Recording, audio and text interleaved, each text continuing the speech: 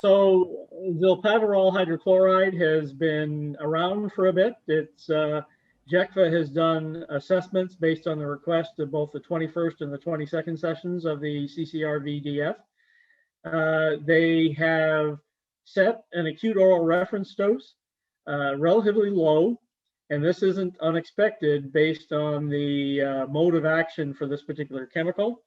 It's basically it's a beta-2 adrenoreceptor agonist, and it would be expected to be active in humans. So this is the broad category of a use of a veterinary drug for a particular purpose in food-producing animals, and similar effects would likely be seen, not identical, but similar modes of action or mechanisms of action would be expected in humans. So Zilpaterol hydrochloride, through its interaction with the beta-2 adrenoreceptor, increases rate of body weight gain, improved feed efficiency, and increases calf muscle ratio in cattle fed. So this is basically, it acts at the protein kinase level in muscle tissue and reduces lipogenesis, so it reduces production of fat and also increases the rate of fat metabolism in animals. So it's designed when animals are moving off to their final life stage prior to going to the abattoir. This drug is typically administered with a defined withdrawal period. And at that point, they're, especially for drugs that would expected to be active in humans, there is very close attention applied to the withdrawal period in order that the residues are result in any intakes that are less than the health-based guidance value. In this particular case, it's a relatively low acute reference dose of 0.04 microgram per kilogram body weight per day. So that acute reference dose has been established based on a number of human studies. The human studies, the individuals, volunteers, hopefully financially compensated, were provided single oral doses of the Zilpaterol hydrochloride, and a number of effects looked at, primarily related to stimulation of the adrenoreceptors, the beta-2 adrenoreceptors, which Zilpaterol is an agonist, so it does stimulate. And it was decided that at the summation of all of those studies, that the best dose to pick was a low AAL of 0.05 milligram per person. So this is a relatively low dose, but the GFoRSS recognized that it was a low AL, but this was for the most sensitive effect. For other effects that were measured, primarily the increase in heart rate and bronchodilation, there were no AELs that were identified, including no AELs at the same dose as the low AEL. So the dose of 0.05 milligram per person was used to establish the acute oral reference dose. And initially, when they looked at the oral depletion studies, there was an issue with having less than or equal to a 72-hour withdrawal period. So once again, these MRLs that have been suggested are very low, and that would be expected in order to ensure that the acute oral reference dose is not being exceeded. And so initially, the MRLs were calculated based on a 72-hour withdrawal period, but it was found, and these are also taken from residue depletion studies, it was found that the residues resulting from a 72-hour withdrawal period, acute oral reference doses in children would exceed the health-based guidance value slightly. So that's why the residue depletion studies were increased to a 77-hour withdrawal period, and that's where the low part per billion MRLs come from. So it's, in that case, it's relatively straightforward. I mean, the acute oral reference values that were suggested do end up being a considerable portion of the acute oral reference dose. In this particular case, 1.9 microgram per day for the general population based on the proposed MRLs, which is about 80% of the acute oral reference dose, and 0.57 in children, which is about 94% of the acute oral reference dose. So there is an approved analytical method, and the limits of detection are relatively low for all tissues involved. So it is a fully validated methodology. So the issue is that there is a EC directive, and that's Directive 9622 EC, that prohibits the use of beta agonists in food-producing animals, except for therapeutic use under direct supervision. So essentially, there would be expected to be objection by all EU member states based on this directive. Now, which it's a bit of an unusual situation because Zilpaterol hydrochloride has been approved in a number of countries, whereas its use has not been approved in additional countries. So EFSA has already looked at Zilpaterol hydrochloride and has described the GFoRSS assessment as scientifically robust, excuse me, and the MRLs as being sufficiently protective of human health. However, all EU member states would be subject to the Directive 9622 that prohibits the use of beta agonists in food-producing animals. So the Zilpaterol hydrochloride, there's no real issue with the safety assessment. So there's agreement that GFoRSS looked at the safety, the MRLs are applicable. However, there will be likely continued debate about the use of this drug in veterinary or food-producing animals based on the fact that it is a beta agonist or a beta-2 adrenal receptor agonist. So there will likely be continued discussion about its use, but that discussion will not be related to the safety assessment that GFoRSS has done, which has already been decided or described as scientifically robust.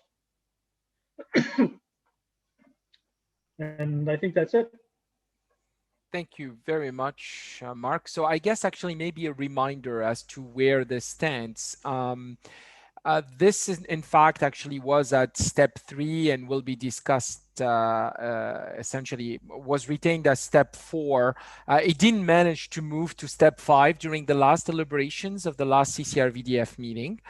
I guess, again, really in a nutshell, you know, there may be also additional considerations that other members of Codex, other basically jurisdictions may have in the way they approve veterinary drugs that are different from the risk management perspectives that Codex or CCRVDF uses. So for example, I'm going to use the example of Canada. In Canada, we consider to a certain extent animal health considerations in the approval of the drug.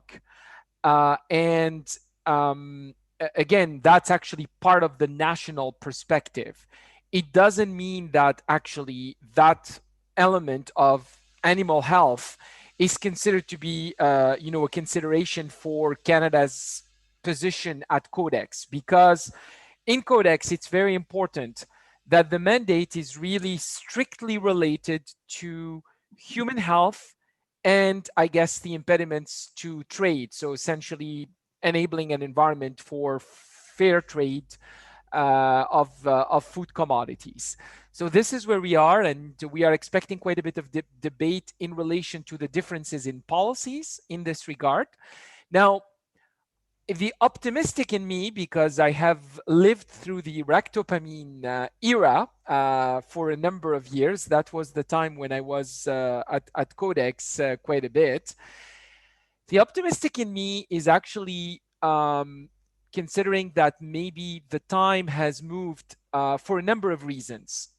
At the time of ractopamine, I guess the international community was still living the consequences of the WTO trade disputes between Europe, the United States, and other countries in relation to the use of other non-therapeutic substances. I guess the second decade of the 2000s offered a different environment, because even countries where ractopamine is approved for use, when they are exporting to countries where ractopamine is not allowed, we're actually developing dedicated lines, you know, to serve those jurisdictions. So essentially, there is a recognition that countries may have different decisions than Codex and should not, as a result, impede the process at Codex, because impeding the process at Codex would essentially potentially result in depriving other countries that rely strictly on Codex for their national regulatory requirements of having potentially an MRL. So making the distinction between the national and the international process is somewhat important, and registering or recording an objection may be a way forward for those countries that have in their national policies a no-use policies for these substances, while acknowledging that the JECFA assessment is sound and should not be impeding the, you know, to proceed forward. So anyway, it's going to be an interesting debate, mostly on policy rather than on the assessment perspective. I see Sammy's hand up.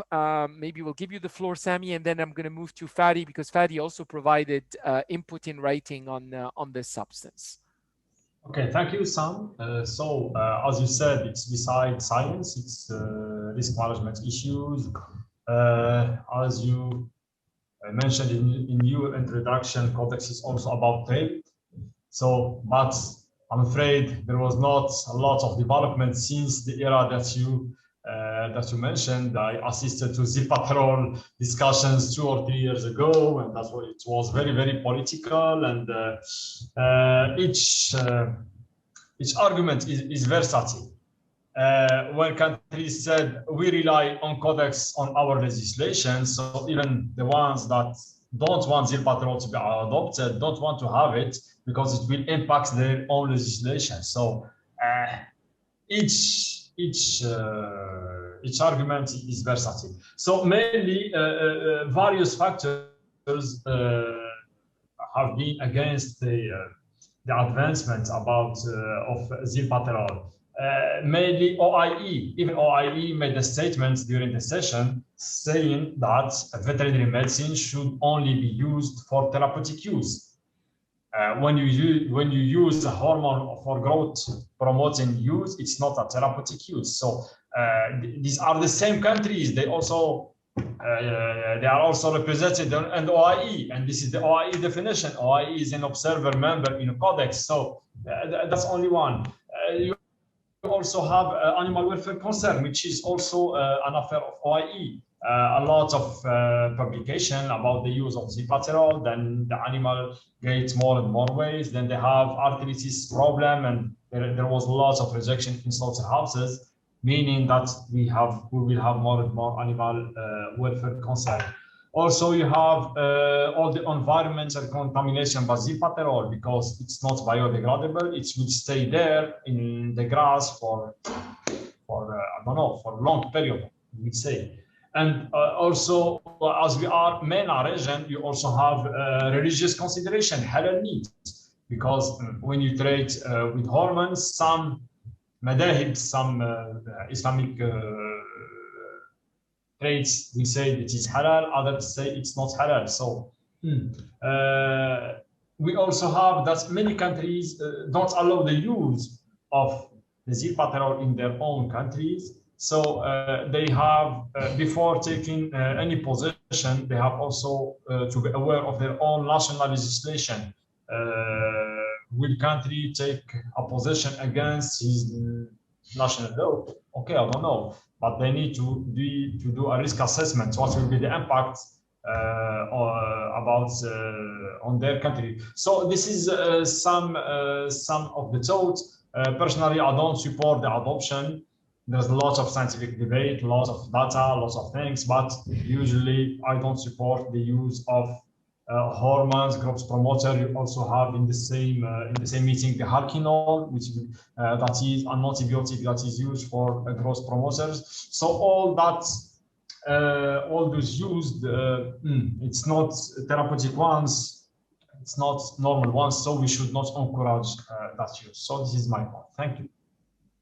Thanks very much, Sami. I guess, you know, most of the considerations that you've mentioned are relevant considerations definitely at the national level. And I think actually it's very important to note that at the national level, every jurisdiction has to follow, you know, their, I guess, their requirements and their national requirements, whether be it, you know, cultural, whether be it whatever the elements that actually guide that, including the legislation that is in place. And in fact, in the case of the European Union, it's very clear cut. There is an EC directive that prohibits this particular use.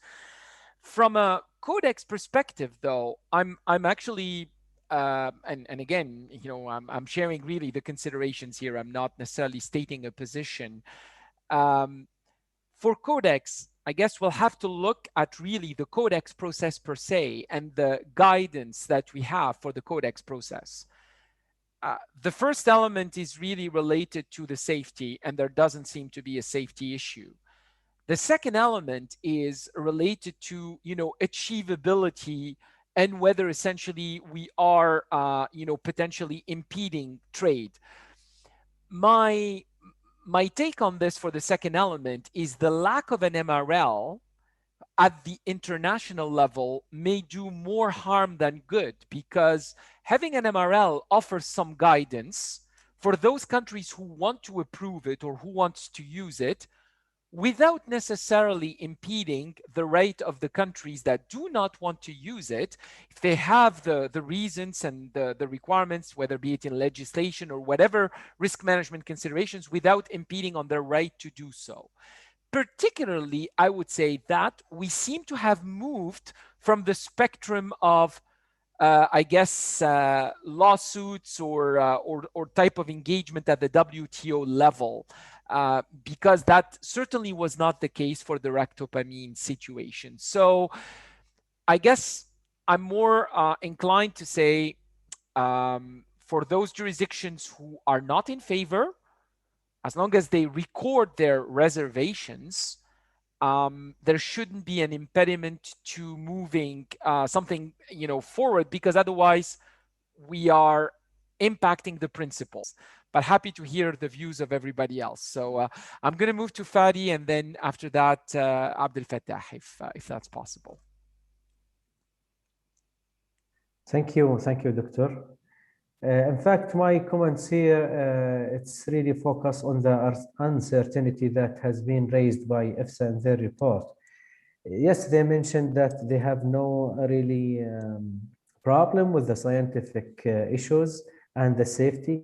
However, they focus on the uncertainty related to the studies has been done. It's totally understandable from the administration and combination of the side effect and the symptoms related to the animals. And one of the interesting thing they mentioned, because of this combined application, it is not possible to conclude the effect is caused by Zilpaterol alone. This is definitely is about more data required if they can really to confirm this or not. And also in sheep, it was really very clear in their report that the high skin temperature at the belly, which is linked to the mode of action of Zilpaterol on fat. So just like there is signs of animal welfare bias on this point, which is not related directly to the food safety, but it is related to the veterinary practice. For importing countries, I think this is unnecessary risk. And still for Europe, they can have this beta antagonist pan. So this is the main comment, and the reference that I really studied related to this data is from EFSA 2016. And it is really very short withdrawal period. It's 40 days, and that is not really enough in terms of short studies, and we need really long-term studies in a human, and that is not really very clear up to this moment. It is really a policy issue between the Europeans and between the US, taking the concept of precautionary measures. And this is, I think, the main idea of the position of Europe. Thank you. This is my comments only. And I think the area in MENA specifically really need to do exposure assessment, and they really need to put a surveillance program for the hormones, especially they are importing a lot of beef from countries where they approved the use of these materials. Thank you. Thanks very much, Fadi. I guess maybe, Mark, I'm going to give you the floor back on the comments on the uncertainties that were mentioned by Fadi in the EFSA report. If you can comment on that. Thank you, Samuel, and thank you, Fadi, for the comments. Just to touch upon the point of animal health and potential impacts on the environment, at least in North America, that is an integral part of the assessment of any veterinary drug and or pesticide. So both the FDA and Health Canada are required to do animal health assessments and assessments on a potential environmental impact. And both of those organizations have approved the use of Zilpaterol, presumably after a positive outcome to both the animal health and the environmental assessment. Now, as Fadi has mentioned, EFSA did identify there was a number of issues with potential animal health. And this goes back a number of years when Zilpaterol was first approved for use in the US. There was reports of potential adverse effects in animals showing up in these feedlots. As I said, it's a sort of an end life stage where the animals are dosed with these beta-2 adrenal receptor agonists to result in increased fat metabolism, which provides a different quality of meat. And supposedly the producer, the manufacturer of Zilpaterol is Merck, and they did an assessment of all the reports of adverse effects in experimental in tested animals, and came to the conclusion that Zilpaterol, now once again this is the proponent coming to this conclusion, that based on an independent expert evaluation, Zilpaterol was not associated directly with any adverse effects on animal health. So, but it is something that people should be aware of, but it's also something that's continually being monitored. So, I mean, there's checks and balances in place when the animals show up and after they've dosed, and then prior to their eventual sacrifice for food items. There's a continual check of the animal well-being that is necessary in terms of continual approval for any vet drugs. So it tends to be more of an issue. It wouldn't be applicable to countries that are importing products where animals have been treated with Zilpaterol, but it would mainly be an issue that countries that have want to use Zilpaterol in their own food production should be aware of, that there are these potential effects associated with animal health that have to be monitored. The withdrawal period is a bit more interesting because when it was first reviewed, typical uses that were identified on labels of Zilpaterol were 2 to 4 days. So typically, once again, 2 to 4 days after dosing would be the minimal amount of time prior to sacrifice of the animal. GFoRSS, in their most recent assessment, when they looked at the 72-hour or 3-day period, indicated that the acute oral reference dose for children could be potentially exceeded based on the residues. So they have set a withdrawal period of at least 77 hours. So theoretically, as part of the general discussion about the approval of beta-2 adrenal receptor agonists in food-producing animals and the policy decision behind that, there will likely be some discussion about potentially harmonizing the good veterinary practices associated with Zilpaterol hydrochloride in order that the withdrawal period is not less than that assessed by GFoRSS in recommending the MRLs. My consideration, or I would like to just clarify some points that we have a different authority, drug authority and food authority in Egypt. Drug authority does not approve the use of drug for non-therapeutic purpose, but the food safety should consider the meat or the meat product that come imported from other countries that approve these drugs. So beta agonist, one of the drugs or drug groups that make what can I say that a controversy result and opinion from different countries. Europe approve some of them as therapeutic purpose like clenbuterol, and USA approve Zilpaterol and ractopamine for their use. But in Egypt, we don't approve all of them.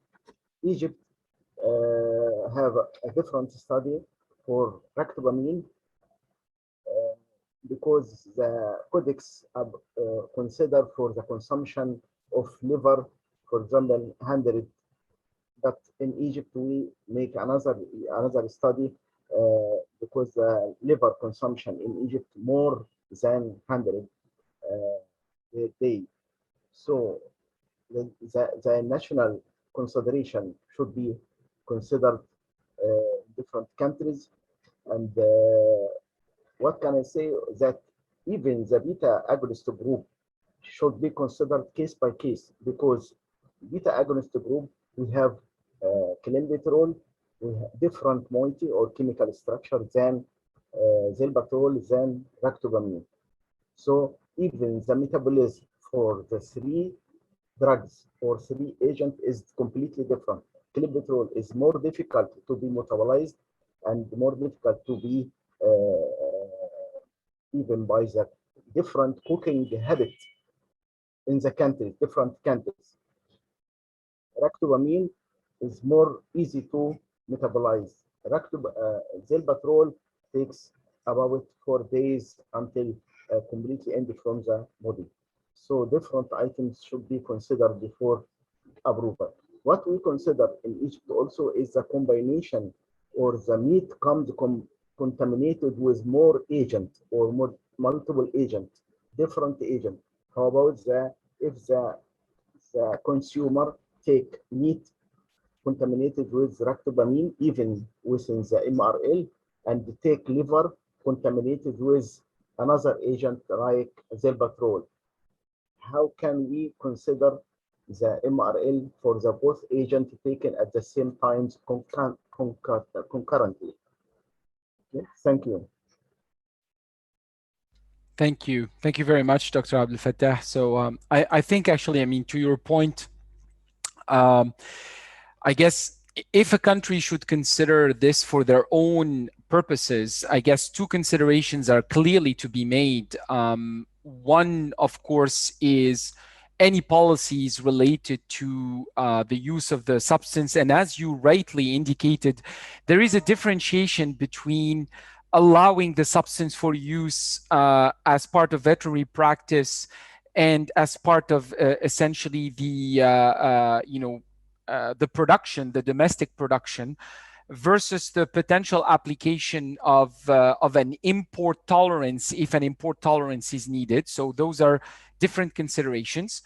But also, even if for the import tolerance, there is also a strict policy, like is the case in the European Union, against the allowance of these substances that may be applied for non-therapeutic purposes and in food of animal origin that are imported into the national jurisdiction. That's also, again, a national decision to be made. Risk assessment has still to be made for the national decision as well.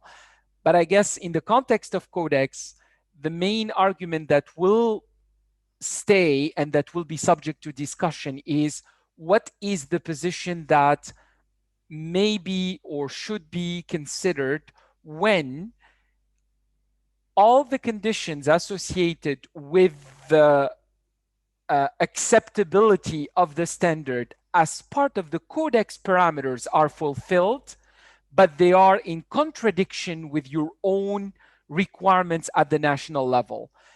Is the position to basically play a blocking force for the advancement of that, or whether essentially you allow the progress of the standard, even if it contradicts with your own requirements, so long that the progress of the standard does not impede on your own national prerogatives to choose to have a different decision. But you see, making the clear distinction between a national decision and international standard and how that that needs to be managed is also a key consideration from a risk management standpoint. I guess in our report, the only thing that we can mention is simply on a factual basis that from a safety consideration or from a codex, policy element standpoint, there doesn't seem to be an impediment, but of course, every nation is sovereign as to the way they would want to react to this. Sami, you have your hand raised again, so please. Yes, thank you. Just to say it again, that every argument is versatile. Adopting an MRL will impede on the right of countries that want to use. Not adopting an MRL will impede on the other countries' rights. So, thanks very much, Sami. I'm going to give you at least my position as a former Canadian regulator. For us, you know what? Having a codex adopted standard or not does not change in the way we consider a situation for national purposes, particularly if our national purposes have already considered the risk assessment that is made by Codex. But if from a policy standpoint, there was a decision to be made that is contradictory to the Codex decision, that's actually assumed. I would say actually we assume that and we I guess embrace it, but it does not mean that the position is to impede the advancement of an international process. So I take it, that's the point. I mean, for me, previously, I guess, I would be with you, Sami, in saying if there is a Codex MRL, it might actually increase the likelihood of some trade disputes. That seems to be less and less the case. I think the mentalities have evolved. I guess, here, it's the optimistic in me. The mentalities have evolved. Even from a trade standpoint, I mean, actually hearing, for example, from producers in countries where there is an allowance for these substances used for non-therapeutic purposes. In fact, actually producers are saying, well, it's great. For countries who don't want these substances, meat is more expensive, and we will sell them that meat with no, growth promoting substances. For those jurisdictions that allow growth promoting substances, obviously costs of production are cheaper, and as long as we are fulfilling the health and safety requirements, we're going to provide them with that. So essentially, it's the notion of having choice in that context, but not imposing that choice. That's where I think the situation may have changed a little bit. Thank you, and في أمان الله جميعا. All the best. شكرا. Thank you all. Bye. Thank you. Thanks again, Mark. Thank you. Thank you. شكرا Bye. جزيلا. Bye-bye, everybody.